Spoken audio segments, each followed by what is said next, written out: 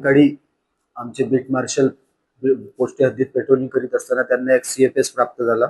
Beat marshal Rakesh बेटवार यांना एक त्यांच्या MDT वर CFS प्राप्त झाला की काच कंपनीजवळ वांजरा येथे एक व्यक्ती पडलेला आहे आणि रक्तबंबाळ अवस्थेत आहे. त्यावरून ते त्या स्पॉटला गेले असता त्या ठिकाणी रोशन धरमसिंग उईके हा तिथे खाली पडलेला होता पालथ्या अवस्थेत आणि रक्तबंबाळ अवस्थेत होता. त्याच्यावर चाकूने वार केल्याचे दिसून येत होते. त्यावरून राकेश बेटवार यांनी आम्हाला फोनवरून माहिती दिली. तसेच आमच्या DB पथकाला माहिती दिली. आम्ही सर्वजण त्या ठिकाणी गेलो. त्या ठिकाणचे CCTV फुटेज आम्ही बघितले असता त्या CCTV फुटेजमध्ये आम्हाला त्या ठिकाणी एका ठिकाणी 4 व्यक्ती आणि हा मृतक असे 5 व्यक्ती एका ठिकाणी थांबलेले होते आणि त्या ठिकाणून जात असताना या आरोपितांनी त्याच्यावर चाकूने वार केला आणि त्याला गंभीर जखमी करून ठार केल्याचं CCTV मध्ये दिसून येत होतं. त्यावरून आम्ही आरोपींचे आजूबाजूच्या लोकांना CCTV फुटेज दाखवून आरोपितांची नावं निष्पन्न केली.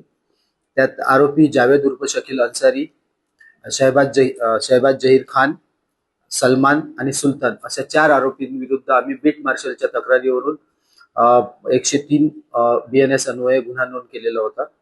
गुन्ह्याच्या तपासादरम्यान आम्ही आरोपी जावेद उर्फ लाल शकील अन्सारी याला काल अरेस्ट केला.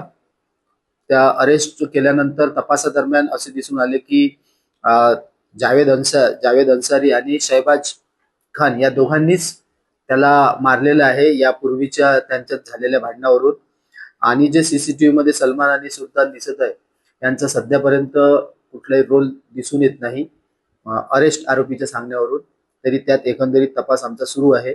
सध्या जावेद शकील अन्सारी हा अटक आहे. जावेद शकील अन्सारी हा याने 1-1.5 वर्षापूर्वी मृतक रोशन जो आहे त्याला मारलेलं होतं. त्याची तक्रार कुठे झालेली नव्हती. हा जो रोशन आहे हा असा छोट्या मोठ्या अशा चोऱ्या करायचा, परंतु तो रेकॉर्डवर आलेला नव्हता. त्या चोरीच्या याच्यातून त्यांनी त्याला 1 वर्षापूर्वी मारलेलं होतं आणि तेव्हापासून त्यांची आपसी दुश्मनी चालू होती. 3-4 दिवसापूर्वी जो मृतक आहे रोशन याने जावेद अन्सारी जो आहे याला हातबुक्कीने मारहाण केली होती आणि मारण्याची धमकी सुद्धा दिली होती.